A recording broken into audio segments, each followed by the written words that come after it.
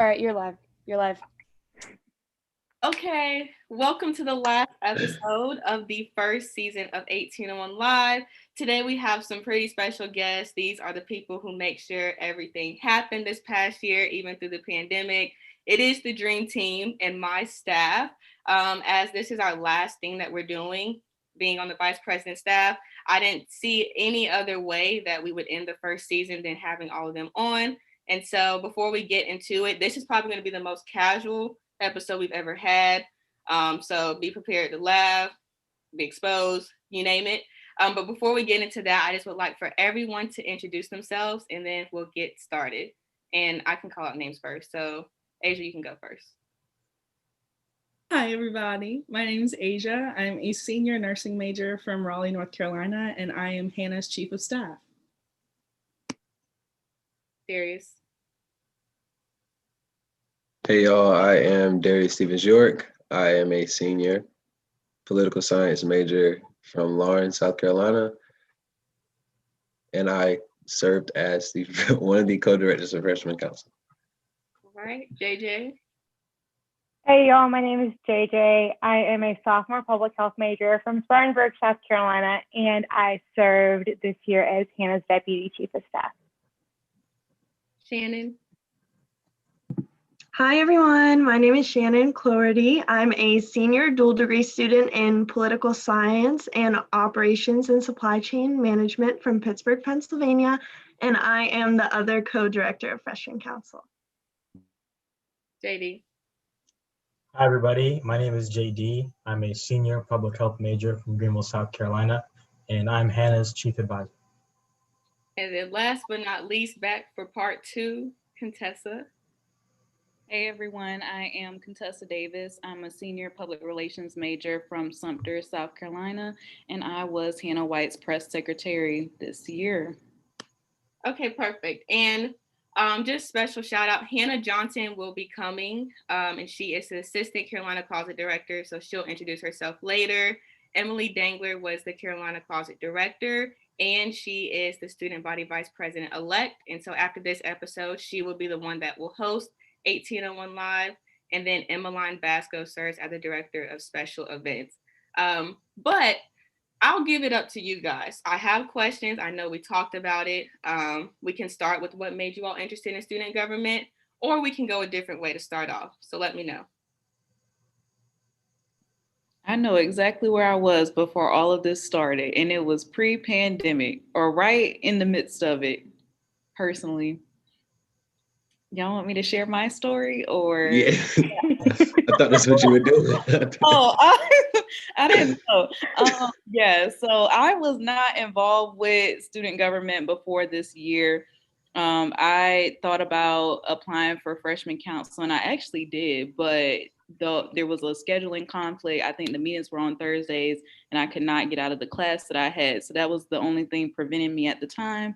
But, you know, God redirected my path, and a lovely girl, Crystal Harvin, president of the Black Honors Caucus, actually came up to me while we were at a conference together during a last year's spring break. So March 14th, around that time, she was like, you know, Hannah White is looking for a press secretary, and I really think that you would be great at that. And I was like, Crystal, I don't know about that. She was like, you know, just consider it, just think about it. Next thing you know, I was applying, and then, you know, the Rona came, and yeah, we moved everything virtually, and I felt like everything happened so fast, but I'm glad that I did it, glad that I went through the process, and that she came up to me and told me that, because I probably would have never applied had it not been for her.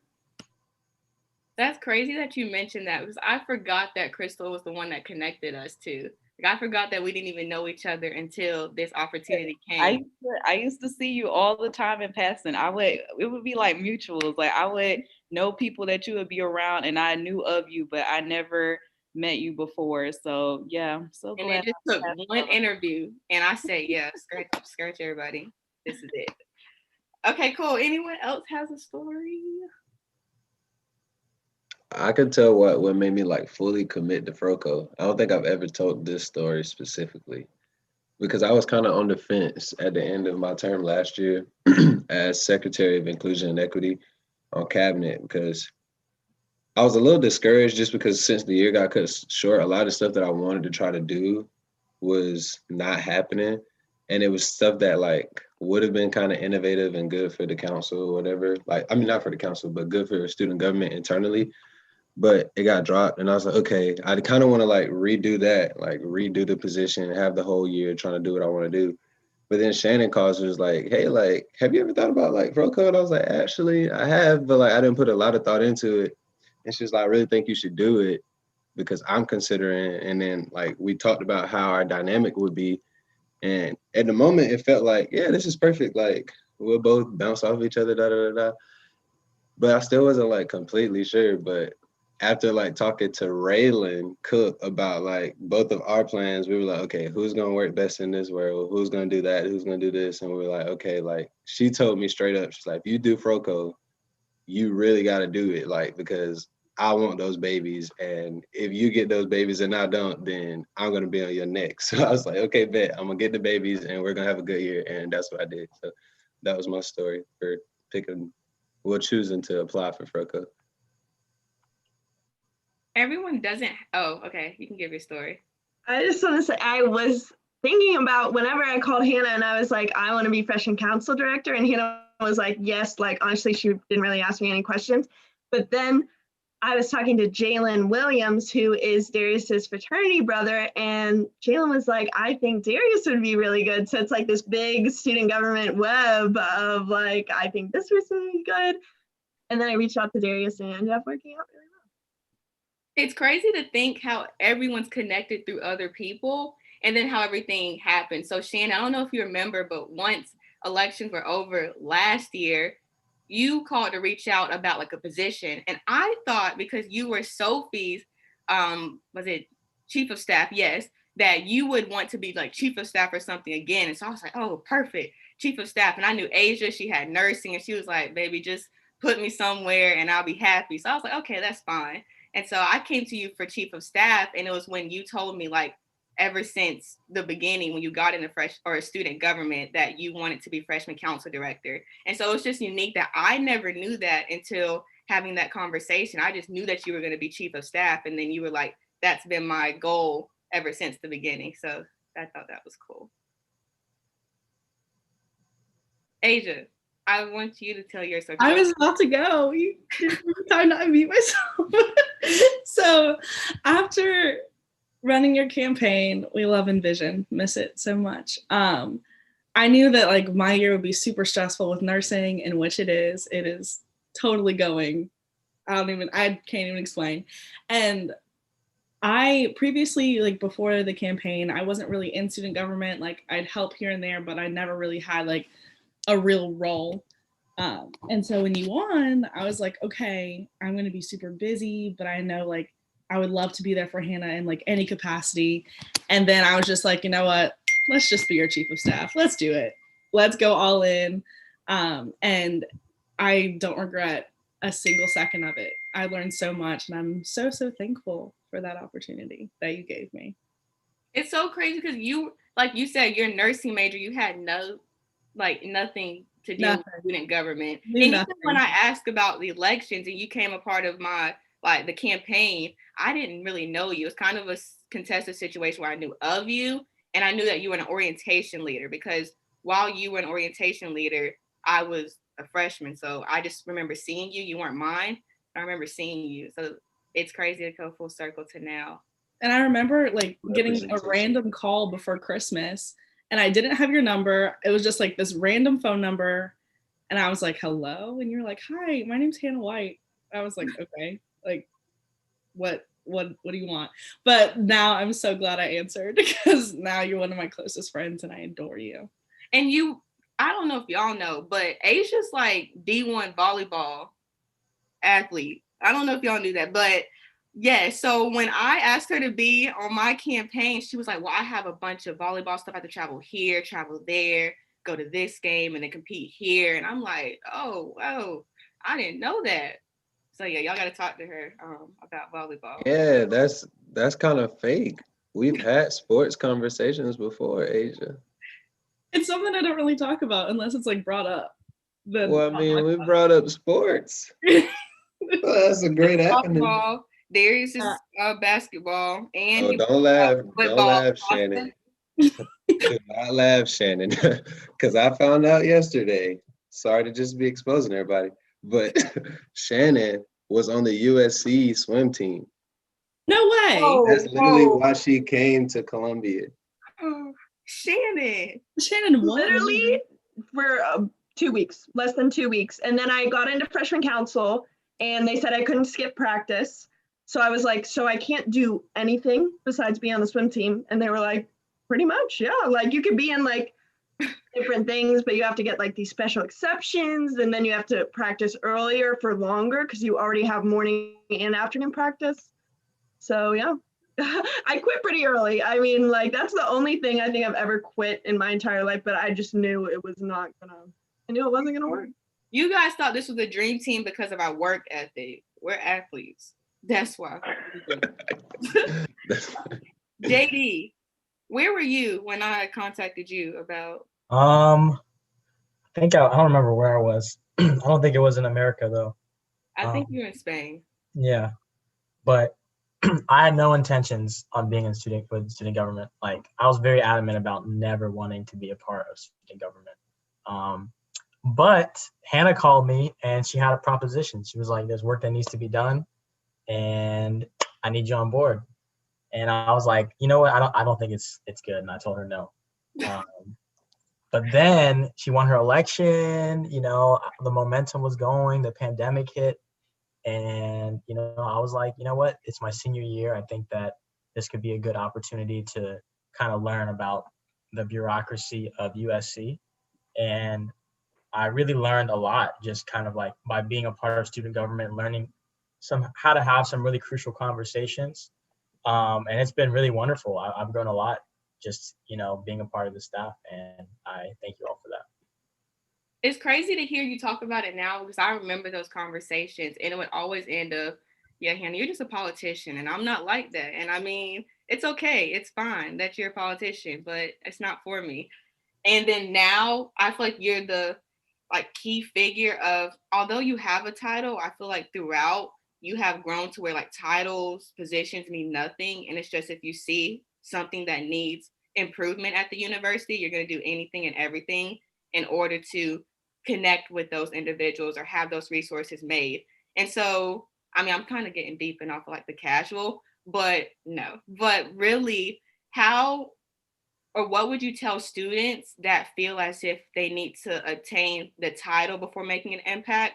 How did it change that mindset to the impact happens now? And the only reason why you should go for titles and positions in any student organization is in order to expand that impact that you're already making in the circles you are in, if that makes sense. Yeah, no, I definitely, especially like being around more student government people, I definitely get a whiff of when someone is just after a title. It's very obvious to me that that's what they want. And it's obvious because if you weren't able to do that much without a title, then, you know, you're foolish to think that a title will suddenly make you able to do more. And I would say that the only thing more important, well, not the only thing, something that's much more important than a title is the ability to build relationships, right?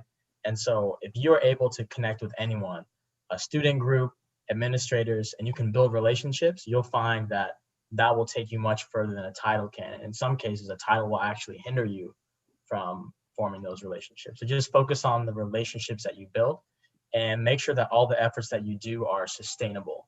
Don't just do things for the hype or for the Instagram post. Try to think about things sustainably. So. Talking about sustainability, going back to the summer, y'all mentioned the pandemic, but we technically got, or a few of us got the roles before the pandemic happened. And then some of us knew that the pandemic happened and then got into their roles. But even like, for example, Darius, you interviewed during the pandemic, but you called me before the pandemic happened, interested in freshman council. So, because I was honest, I know I said it last Tuesday in my speech, like when the pandemic hit, I was like, oh my gosh, like I can't get out of this, but like, why? Like, why now? When How the did y'all? pandemic first hit, like me and Shannon both texted each other, so we were like, so no Froco? Like there's no way we were gonna do virtual meetings for the whole year, because then like what would even student government have been had we not been on campus? That's a big question. I feel like now if we were to go off campus, it still would go on, but I don't know what it would have been before. And that when that first happened, we were like, what? But the adjustments kind of helped us make our positions better. Like adjusting to COVID, I think helped. And some of the feedback that we got from our council members was like COVID allowed them to adjust to like being alone in college. It's not too overwhelming being on campus because it's not so many people. And then the year being able to like interview virtually allowed them to like feel a little bit more comfortable. To some really prefer like being in person because that's how they engage. But to some people who were like a little bit more shy, they said they like being able to do their interviews in a comfortable position and stuff like that. So I think we took a lot from those adjustments that can be continued if we wanted to. I think we could explore like a new normal with a lot of things, especially within freshman council. What were? Oh, sorry.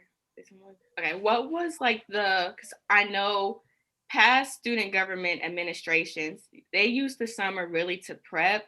There's no programming, there's no really meeting. Like they have a internship with the university, and really outside of the execs, the student body doesn't know what's going on in student government until August. Where I feel like this summer it was kind of a must because of the pandemic, but also because of the goals that everyone had, that we were doing stuff all throughout the summer. So I know like Asia, JJ, and Contessa, y'all were really heavy in the like 6 feet closer. What was that? Was that like April? Like we just did our first day out. It was May. It was. You can pull up the emails. I remember like coming home, getting so excited to like be home for the summer, and then I think I got a whole day of like maybe not talking to Hannah. We texted here and there, and then the next day she called me at 8:30 in the morning and said, "Okay, so there's an initiative I want to do," and I was like, "Oh, no more summer. Okay, let's do it. Let's start it right now." Yeah, and I mean that was the first, and then I think 1801 Live started in April. I just watched the debate from last year, and I even forgot I said this, but apparently on the debate stage I said 1801 Live will be implemented in the first 100 days. And it was. It was, but I'm so glad that I did it with remembering, because when I saw it, I'm like, I'm so glad that happened, because I definitely don't remember saying like a timeline, but it happened. And that's the difference between genuine and politics. You actually meant what you said. You were like, I'm just going to do this in the first 100 days because it's priority. Some people say it because I know that people are going to remember. You said it because, no, I'm about to do this. It didn't really matter what you said. You just did it. It just happened, really. But I know that y'all all had like ideas before the pandemic on what things would look like. Do you have that aha moment of how you had to change it? Because actually on the debate stage, I said masterclass series because it was supposed to be in-person masterclass. And then it changed into a podcast in order to still connect with organizations. And the masterclass was supposed to be live. So that's where the name 1801 Live came from. And that's why it's live streamed on YouTube. So you can be as close as possible to what it was supposed to be. But did you guys have like a specific initiative or thing that you wanted from whatever your role was supposed to be? You kind of had to change it a little bit, but it accomplished the same goal? It's okay. I mean, I remember all of us, me, JJ, JD, and you over the summer really wanting to get this charity gala put together for the second semester. Didn't happen at all, thanks COVID, but if it did, it would have been really fun. So Emily Dengler, I know we're please already talking about it, but please Hannah, make I'm not that gonna happen so I can be an alumna and come back and hang out with Hannah and Asia. We're totally like just bridging off of what you guys did, and it will be we're very excited for you guys to be there if it happens. So let me know if you need Kim's contact, Kim Holinsky. She invited me to their house. Oh my gosh, I remember you told me that. Lots of windows. But also Holinsky's not here anymore. Yeah, I can say this because Emily's not gonna care. It's not gonna be with Holinsky's Hope just because he doesn't play here anymore. But like same idea with possibly something for like mental health, and like maybe the proceeds will go to like the university if we can make that happen. Is the goal. Okay, so let's talk about just favorite memories in general. Like, what are your favorite memories from this year and being in your roles?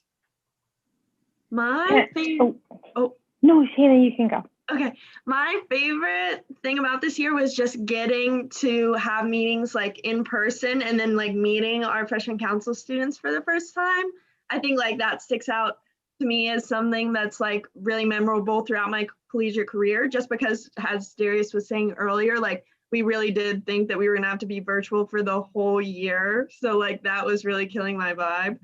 And when we found out they were going to be in person, and then we met them all and they were so excited, and we could really like see that although interviews were virtual, they were also passionate, and that was definitely my favorite. Mine is a little like unconventional. I would say that like my favorite memories are honestly like the phone calls me and Hannah would have, and we just like they're random times of the day or they're like first thing in the morning. And though they're not like fun things and it's like a bunch of stuff that we have to get done, it was a really fun moment for like me and Hannah to like check in with each other and for us to kind of like stay grounded in the things that like she's promised the university, and somehow I could help her deliver all those things. So those are kind of my favorite memories, us just chatting. To go off that, mine's probably unconventional too, but it deals with everyone. So like Asia would be like the random talks. There was a lot of things that happened this year, but like you guys, if y'all were in the LSC, JD, you probably should get like the most likely to be in the LSC award because you were always in there. But just the talks, not even just about student government, but you can just really tell that each and every one of you guys has a passion for change and will do that whether in the position or not. I know I talked about it with JD, but even Contessa and all the work that you were doing with the civic, thing with the PR, and then Shannon and Darius. When Darius, you, and I don't know if many people know that, but you were working with NAACP on the back end, but really just helping leaders of NAACP shine in order to advocate on like renaming buildings. Shannon, you always talk about freshman council, and even this past week have probably been on many phone calls and meetings to advocate for the freshman council kids, not just for this year, but to get leadership position next year. Fighty E for JJ. Like I just like not only seeing you guys want to make an impact in your roles, but also in those like just casual conversations, just seeing the future plans that you guys have and just seeing how your mindset of always making change develops even after college. Can I say something really quick? Because you mentioned Fighty, and this is shout out Asia and JD, because you guys are the ones that kind of like that. So I remember over the summer, like obviously Asia, you were at Duke. JD, you were studying for the MCAT. Hannah, you had your internship. I remember all three of you guys were literally so busy. And Asia and JD told me they were like, they just like one time like briefly mentioned, they asked me for like my schedule, and they were like, okay, like how busy are you gonna be this summer or whatever, or this school year. And I told them like everything that I was involved in, and they were like, they just made it very clear, like you need to like really be a part of stuff that you actually care about and like things that you're actually making a change in. And you can go into it with the right intentions of like you actually want to be in this organization, but then if you're just part of the membership and you're not doing anything, then like what's the point, And so like one big thing for me was like, yeah, I'm pre-med, JD, you're pre-med, Asia, you're nursing. So like this staff has a lot of people who aren't like necessarily like poli-sci or like business, but a lot of times SG is like that. And I literally being on the staff kind of like made me like realize the things I actually care about. And so like with IDE, like I realized I was like, okay, like I was a freshman and I was like trying to find my footing. And then I had that I had a conversation with JD over like 2 months ago or something. He was like, you need to find out how to make the roles that you're in like serve you and like do things, and like that way you'll be able to like serve other people. You can't just like be like confined to the molds of like what you think you're supposed to be doing. So like with FIDE, like now we have like a diversity and inclusion chair. Like we didn't have that before, but like that was something that I did that I'm really proud of. So like just like wanted to say thank you to all of you guys, because I wouldn't have like realized that at all. And like I definitely would have kind of gone through life like just kind of feeling like I had to do certain things a certain way, but like that's not true. And like you have to make it the way that you want it to be. Going into, I mean, this is kind of opposite, but just things of, I know that was mentioned before we started the live, but just things that you wanted to get off your chest, all funny, all casual. But if there's anything that someone wants to say from throughout the year, this is the time to say it with love. This like is not coming after anyone at all, but like I just want to say that Contessa Davis, every single time I've seen her for like meetings, I've just been like the happiest person in the world. I don't know what it is. Maybe it's like your outfits, your hair, your energy. I don't know what it is, but like every time I see you, I'm like, all right, life is great. Contessa Davis is here and I can make it. That's so sweet, Asia.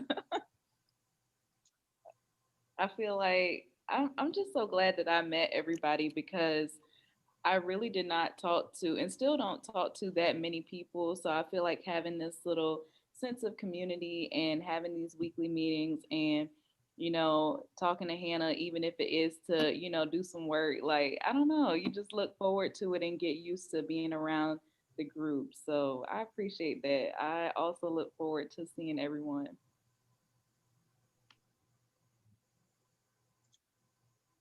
I have something that I want to say. Oh, sorry, I forget the question. Sorry. JD, answer the question, but then can you also repeat the question? Okay, it was something to get off your chest, right? Yes. All right, Shannon. So,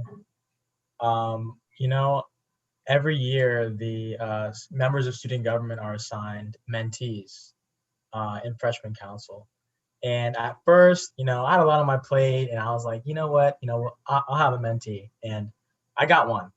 And then one day Shannon's like, hey, can you take on another one? Just cause. And I thought it was a normal thing. Like some people have more than one, other people have one, but no, it's just me.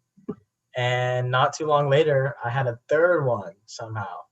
And I'm pretty sure I was the only one with more than one, but that's anyways, all that to say that at first, while I thought that it was a burden, I actually am so thankful that I ended up having 3 mentees because all 3 of them are awesome. I literally just had dinner with 2 of them, having dinner with another one tomorrow. And it's been so amazing just to see how much they've grown since when I first met them and just hearing about all their ideas on what they want to do in their years. Because as seniors, sometimes you forget like how much energy and vision freshmen have. And it's really amazing to see that. So I'm not mad at you, Shannon. I'm very, very thankful that I ended up with 3 mentees, 3 awesome mentees. So thank you. Y'all turned JD Dawson into mentor of the year. I mean, I was just about to say, like, I don't want to say I forced or like coerced him, but I really did. Like, I was like, I really need you to do this. Like, there wasn't another option. So thankful for JD. And he did end up winning an award. JD, I have your t-shirt, by the way. It's really cool. Okay, I got to get that. Yeah. Anyone have other things? I have something to say. Say. I would like to point out, and I know that some of the people here weren't on the campaign, but I literally remember, and Asia, I know you better back me because I know you remember me saying this. As soon as Hannah won, I was like, I want motion speakers in the LSC, and I want Welcome to the Party to play every single time somebody walks in through the freaking LSC doors, and that never happened. So I'm just really sad about that. I think about that all the time, and I just wanted to share that I didn't forget. So don't think I forgot. You're chief advisor, though. So guess what your first thing can be? That's true. I will advise. I will heavily advise on that. Also, make sure you advise to have like card access to the LSC. I think that's like one of the only things that is like so just inconvenient when you need to go to the LSC. You can't get in. Okay, I already asked Aisha, him, did and you he not? said no. No, I didn't. no Wait, one they did. literally robbed you of that because you're supposed to. Shannon, Ooh, when I tell you, I mean, granted, I live half the time in Greenville, South Carolina, in the hospital, in the ER. So I don't really need card access, but if I like needed it, I wish I had it because I don't. I asked Jerome if I could have it, and then Hannah Johnson, who's Emily's chief of staff, also asked. And he said no to me, and I was like, okay, I was just trying to finesse that. But he said no to Hannah too. And then he was like, if I give it to you guys, then I have to give it to every exec, like staff. And I was like, aren't you supposed to? And then he was like, that's above me. And then he walked away. I love Jerome. I think this is turning into, well, before we do a like get everything off your chest university edition. So that's Russell House, that's university, that's everybody. And we should, I could start it. I want to do get everything off your chest for FROCO directors, because at the beginning, I will be honest, it was summer, it was a pandemic, and it was the curriculum that was just like a halt. Like we were on that curriculum for a good 2 or 3 months. And I'm like, oh no, we are not, FROCO is gonna be the same. Like, and it's a pandemic, so I can't even get on them because like, it's a pandemic. Who wants to do this during a pandemic? And all within like the first, kind of the last month of the summer and the first month of the school year, like everything came together of you guys fleshing out the mentor-mentee pairings, the curriculum, interview process, which that was a lot because of the codes, but that was just a lot to do. And so I just appreciate you guys, even when y'all saw, and I know y'all could see because we would start every meeting, random meeting that would happen like the day of, like we just need to meet right now. It would start off with, Hannah, you look stressed. And I'm like, I don't know what's going on. And you guys like executed above and beyond every single time, which made me, after that first month, I was like, they got it. So even if I'm stressed, they work like this, so I'm just gonna let them do them. I think that's what we had to realize. Like during the summer, Shannon and I, like communication was terrible, but it really wasn't. Like she was in another state for most of the summer, and then when she got here, it was recruitment, and that was like the worst part of the year for communication. But that was also the time that you needed communication from both of us. So you were like asking us for stuff that we hadn't talked about yet because we couldn't talk till like midnight, and then we would like scramble to get it done. And then finally when the curriculum came together, we were like, okay, like what is it left to like worry about? And there was never anything. So I think it was just the communication. Like, I don't know how we just kept butting heads. Everybody was so frustrated. We felt like, oh my God, we're getting micromanaged. But you were like, they're not doing anything. Like, how? Yes, is it just me, or I think like the key to everything was actually the FROCO kid or members. Like once they were chosen, everything just like settled and flattened out. Like I don't know why it was the missing piece, but it was like all this chaos and us just overthinking until they were chosen, and then everything was just like, okay, cool.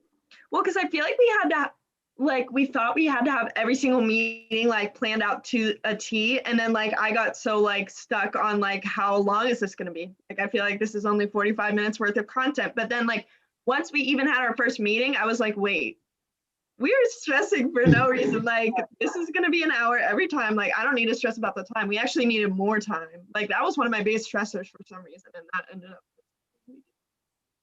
I think FROCO was probably the smoothest hour of every week. And I mean that like in a good and bad way, because I wanted it to last a little longer. One, because we didn't have time for stuff, and two, because like you don't get to see those guys that much. But at the same time, it's like, dang, how did this hour go away? Like I promise we walk in, we click one slide, 3 of the students talk, and then we're rushing. Like we're running out the door at 7. Like there's no way we got that much content in that a little bit of time, but we did. I don't know how.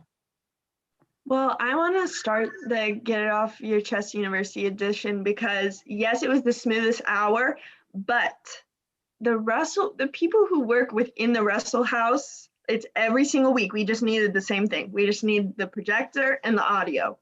And like, I mean, do I know how to do it? No. So maybe that's on me. But if that was my job, my position, and I was getting paid for it, I would know how to put the projector down and I would know how to do the audio because everyone needs that. Every week, sure enough, it was an issue every single week. So yeah, every week in the Senate chambers, we never had efficient connection. The theater too. Yeah. I would try to do those videos for the little like encouragement, or we're gonna talk about this like face your fears and indulge cultures, like all that kind of videos, and we could never play them. That's my biggest regret this year. Not enough videos, honestly. Another thing, I guess this is for whoever's above Jerome, that everyone should get access to the LSC, because where else can we meet, especially during a pandemic? Like, the library is off limits, really, if you want to meet. You would have to either meet outside or just figure it out off campus. And so we need that accessibility to be more inclusive and allow everyone. Yeah. Hold up. I literally never thought about this, but every time Jerome says he like, I will ask him something, he's like, that's above me. Like, I don't know what to do. Who is above him? Because do they even exist? I don't think they do, because that's what he says every time, but he's never given me any contact information. So this time I'm gonna ask for an email. I do think it's something above, someone above. I don't even think Jerome doesn't even have any allocation towards the cards. So even if he wanted to, someone would have to make them. So I don't know. That is a question that we need to find out. Then who is it that we can talk to about that? Has anyone I say we just start bombarding Dr. Edwards. We just pull up to the is it the East Wing or the West Wing? What? Of the Russell House. We'll pull up to the West Wing and just every time there's a problem, we're going straight to Dr. Edwards. Dr. Edwards is the one. Yeah, she got our back. So I bet if we do, she might say yes to us, because she's the one that has the students' back. She'll be like, okay, give them what they want. This is like a good and a bad thing, but like, has anyone ever asked Jerome literally anything and he responds back with a question? That's all the time. The answer. Jerome will never give you a specific answer. He's going to give you a question and a recommendation through a question to just make you ponder it a little bit more for you to come up with your own solution. That's just, yeah. Do you think that's just how he thinks, or did he like train himself to do that? Because I've literally never met anybody like that in my life. I've never gotten an answer from Jerome. It's habitual. What? I think they teach, I don't know, I have to ask him. I'm convinced that they teach that in like student life, higher ed, like master's programs of how to help people, but help them in a way that they come to the right solution themselves rather than enforcing a mindset or what you think is right upon them. It's a strategy, I think. It's gotta be, because like now in my day-to-day life, I'll like think of something and I'm like, dang, what would Jerome say? And then I like follow through the rest of the steps and I come to my answer without even having to like talk to anybody about it. Yeah.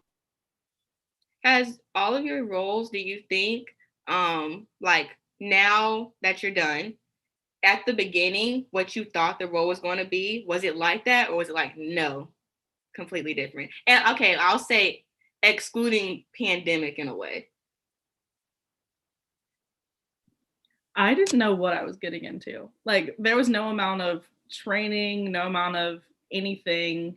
I mean, I definitely like had a conversation with Shannon because she was Sophie's chief of staff, and I would like talk to people about like how to best help you, but I had no idea what I was doing. And I think that like that learning curve was very steep at the very beginning. I know Hannah and I had a bunch of conversations about that learning curve.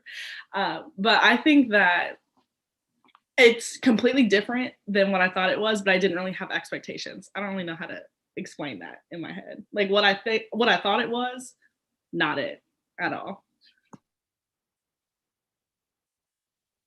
I feel like just because of my relationship that I had with my freshman council directors, I had this like expectation for Darius and I to be like kind of removed from the freshman council students, but it like was not like that at all. Like Ashutosh like would ask me to get lunch. Like a bunch of people would just like, I would see them outside of freshman council and interact with them outside of freshman council. Like even at Hip Hop Wednesday, like you saw Kaylee at NAACP and like you saw them doing all of their like separate things, which was really cool. But I feel like I never got that with my freshman council director. So that's something that was like a pleasant surprise rather than like a, oh no, I wasn't ready for that surprise.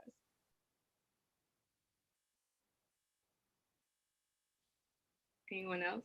Yeah, I think it's just because I wasn't on freshman council. Like I did some work with student government during my freshman year, but it wasn't like going to meetings and stuff like that. And the only thing that I had heard about freshman council was like that it was kind of like you one-on-one again, but kind of student government version, I guess. But I don't know, I think this year, because I could see the similarities, I think I had an expectation for what we wanted it to be, and that's what got blew out of the water. But I didn't really know what freshman council should have been before us, so I don't really. I guess it's kind of hard to answer directly, but I didn't expect us to be so good, but I didn't know what to expect it to be in general. I'll be honest, and I'm the only one on the staff that ran for the position, totally different from what I thought it would be, and I ran for it. I thought, and I mean, even from seeing on Sophie's staff, like it was programming and initiatives, like that was the VP staff. And so I come in, and the platform points that were for me was solely programming. So I'm like, okay, I can do that. I can program. And then it changed throughout everything that happened throughout the year to be like, I mean, I know I'm supposed to be doing program, but I can't just do this little event while this situation's going on. So yeah, how to balance that. And even though I was kind of in a way counted out of the rooms that are doing like administrative things and supposed to be advocating on behalf of students, I wasn't supposed to be in the room, but like navigating my way in or emailing like, yeah, I know you want me to do this event, but I need to be here. And then they're like, okay, I'm sorry. So that was kind of a different thing that I wasn't expecting. And I remember after winning, like the week after, I stressed myself out easily, but it was just starting to realize like I have to build a staff. We actually have to do stuff this year. Like how do you student body vice president? And I was just coming to Sophie. I was like, so how did you have this hump of like, you pitch yourself to be qualified, but like, are you really like, are you ready to get in the position? And so I had that talk with her as well. And just realizing that although she did an amazing job, Mills did an amazing job, each administration looks different and it's based off different passions and goals that each vice president or president, speaker, treasurer has. So mine definitely looked different from what I thought, what I ran for, in a good way though. Okay, well, before we end, are there any last thoughts, any thoughts for future student leaders, whether they're in positions or not in positions? Any thoughts, since we mainly have upperclassmen outside of JJ, but even JJ, you've been very involved and had a lot of experiences for your past 2 years. Just anything that you thought or you wish you would have known at the beginning of your time at USC. Can I say something really quick about this? Because like you said, I'm the youngest. I think going straight from like, and then like I feel like Shannon and Darius, like if you think about it, like you have your Froco babies and like to you, they're little and they're freshmen and you're like, you like showed them like the ropes and now like next year they're gonna have positions on staff and like, you guys do the same thing, but I also feel like you can kind of become removed from that as you grow into like different leadership positions at the university. And obviously you start to feel more comfortable and more confident and say in like leading conversations and being in rooms with people who you think are like more important than you, but like you have to let the imposter syndrome go away and like just trust in the fact that your mentors and the people that you look up to chose you for a reason. But at the same time, like understand that they chose you not to always say yes and do and like be a robot and work for them, but to like mold you and to be able to grow and like facilitate that growth and like so that when they're gone, like you're not just a robot who can like crank out emails, but you're a person who like is able to like curate thoughts on your own and like have an actual impact without their guidance. So just like don't be nervous and like say yes. And like the jump is very like intense, but it's amazing. I would say, and this is something that I think I have a few, like, for example, like I came to the university, I always wanted to be a university ambassador. It just never worked out.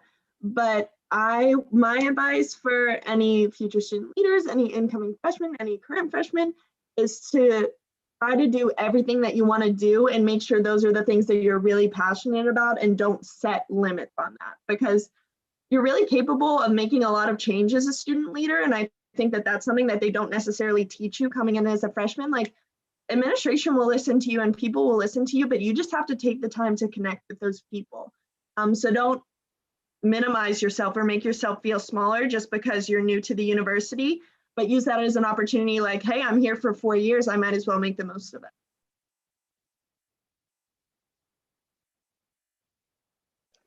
I'll answer something that I really have always appreciated since I've gotten to USC is the opportunity for like mentorship and reaching back, pulling other people to tables with you. And that's something that happened to me from the time I got to campus. I always mention Taylor Wright. Now I mentioned Lyric Swin. Those are two mentors to me that really pulled me into student government and have helped me not only in student government and in school, but professionally and personally and been great friends to me. So I want to encourage like all of you as more speaking to current freshmen and even those that are coming into the university, but as you do get older and start getting into these roles and eventually become the upperclassmen on campus, remember that you too were brought up by other people and reach back and help other people along the way, because the more we reach back, the easier to be for the next generations of students that come through. It'll be easier because we'll all be passing on lessons. And if we keep one person from making the last mistake, then we'll all progressively improve. So just remember that always. Anyone else? I'll say one more thing, and it's that there's a phrase that's there's nothing new under the sun. And a lot of the work that the leaders in student government are doing, many of them aren't necessarily new problems. And so if you feel like you're really passionate about something, that's amazing. Take some time to figure out what's been done about that, who's currently doing things about that. If not, it'll be a lot more uphill. But just try to think collaboratively and take time to understand what exactly the issue is from different angles, who all is involved before jumping onto it. And that's a pretty good equation for success.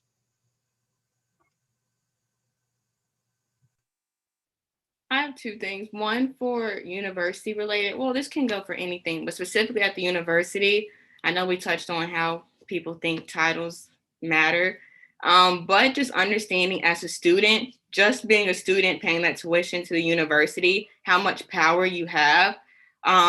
Although for many meetings, it is execs that are first counted on to be the student representation. I know that this year have been able to bring people from all over, including freshman council, to be on those heavy hitter meetings. And just realizing when it comes to advocating on behalf of students, sometimes, actually most times, many people are going to be thinking what you think as far as speaking up for what is right, but they are wanting to rely on students. So for example, I had no idea how much faculty rely on students speaking up and advocating for them to say that they support students, if that makes sense, because we pay tuition. We're not getting, unless you have a job, but we're not overall getting a paycheck from the university to provide for our families, for kids, that nature. Whereas faculty have to rely on the university to where at the end of the day, if they're not tenured, the university can cut them off no matter what, And so they really do have that dotted line of wanting to advocate for the right thing. But at times, it's kind of like they have to keep in the guidelines in order to make sure that they have their job. And so I've gotten many emails throughout the year of just me speaking up when everyone's agreeing, to then just that like comment makes everyone go off mute to say, yes, I agree with students. Actually, I think we need to do this, or let's change the narrative, things of that nature. So it really showed me the power, and even not even just me speaking up, from seeing Joseph, the PHC president, Ashutosh, like any student, like speak up in a meeting. It's crazy how the whole vibe changed to where, okay, now I'm open to change because the student said so, and I'm going to support the student. So oftentimes, not only are you making an impact and speaking up on behalf of students, but many higher eds that we think we have to abide by or, respect, they're looking down to you in order to spark the movement or spark the change. So I didn't know that before, even being in my role, how powerful your voice is, and how more than many people are waiting for you to just take that extra step so that they can follow you. Okay, I think that was deep. We don't want to end on like a fun, happy note. It's the end of the year. This is technically the last thing that the VP's office is doing. So if this is the end, then I would just like to say, I know that we all are having our awards ceremony, sophisticated professional awards ceremony after this. But before that, just so everyone knows, I am tremendously grateful for all of you guys. I know I say it every week. You're probably getting tired of it. Last time, I promise, well, after the award ceremony. But thank you for all that you've done. Thank you for sticking with me. Thank you for killing it at your roles. And actually, for the last 8 minutes, I kind of want to highlight like what's next for you all, whether that's in student government, in life, graduation, what's next for you all, so that everyone who's watching and will hear later can know where to look out to hear y'all's names. Do you mind if I go first, just because I have to leave after that? Yes. Okay, cool. I'm applying to be a leadership consultant for my sorority. I've also been accepted into a variety of different law schools. So if I get the leadership consultant position, I'm definitely going to take it and take that gap year and take that year to pour into people within my sorority across the country. But if I do not get that, then I will be attending law school in the fall. Woo. Perfect. Bye, Shannon. Thank you for joining. See you later. Okay, who's next? I'll go next. So after graduation, I will be coming to Duke University Hospital and I will be a pediatric ICU nurse. Look at this. This is crazy. Okay, who's next? Okay, after graduation, I will be moving to Durham, North Carolina to attend North Carolina Central University School of Law. Darius, are you gonna can we get brunch? You're gonna We should. Show me the away ropes. from me. You have to show me the ropes. Okay. I might pop up. I'm going to class with Darius. I don't need this job anymore, I guess. JD, Contessa, JJ. Oh, Mine is boring, so you guys have to go first because you're graduating. I'm not graduating either, JJ. No, but Hannah's yours is cooler than mine. I already told you guys what I'm doing. So yeah, I wanted them to go first. okay. JD, do you want me to go or what? Like, okay. So many people do not know this, but I'm actually graduating a year early. So my plans, I'm waiting to hear back from grad school in Washington, D.C., where I'm hoping to study political management, shake the room, shake the table, and yeah, get my foot in the political door. So yeah. I love it. I didn't know this, Contessa. Contessa. Oh, I was class of 22. Like I was with you, Hannah. But yeah, we had to go. We had to step. Contessa, you had the right idea. But yeah, those are my plans. Class 2022, now 2021. Wow. But yeah, keep me in your thoughts and prayers. I'm waiting to hear back. You got it. Yeah, after graduation, I'm gonna bounce around a little bit and go to South Africa, get my MPH there, and then come back and start medical school. Do y'all see how different this stuff is? Go, JD. That's so fun. You guys are doing such fun things. I'm sad. I'm still gonna be here. Hannah, I need you to say your plans. I need you to say your plans like it's the Grammys, like, because you're doing amazing things too. So I need it to be like Grammys. What do you got to do? Well, I'm not getting my MPH. I'm not going to law school. I'm not gonna be in the political bubble. I will be in the city of dreams. I'll still be here next year. I'll be a junior. And I'm gonna be taking a bigger step and like curating my own research project at the med school with the professor that I'm working with. My dad has Crohn's disease, and so I found a professor who's doing like research on that with mice and everything. I just got my like animal training done today, so I'm going to be doing research on that. I will be serving as I'll be the next JD. I'll be the next chief advisor to our next student body vice president, Emily Dangler, who is also on the staff. So you guys know that will be fun and fresh. I will also be serving as the chair of diversity and inclusion for Phi Delta Epsilon International Medical Fraternity. So that'll be really good because that's something that needs to change and has been needing to change for a long time. So I'm really, really happy that that's going to be taking a step in the right direction. And I'm also considering scribing for Scribe America, but I might just do some shadowing at Prisma instead. So we will see. One of those will also happen. One of those 500 amazing opportunities as a junior.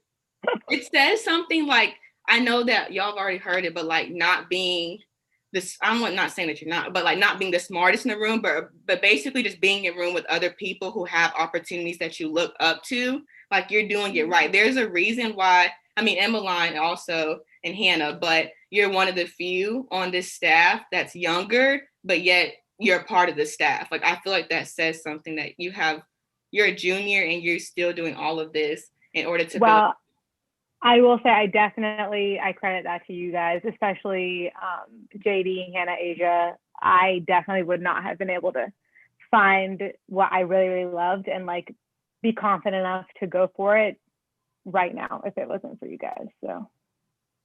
Oh, y'all. But I think that is it for our 1801 Live episode, the last episode of season 1. So the next voice you're going to hear as a host will be Emily Dangler. But until next time, it was my pleasure to host this, whether it was 1801 Live episodes with my staff, diverse organizations, or even raising thousands and thousands of dollars for students in need and Black students. This was probably one of my favorite initiatives as vice president.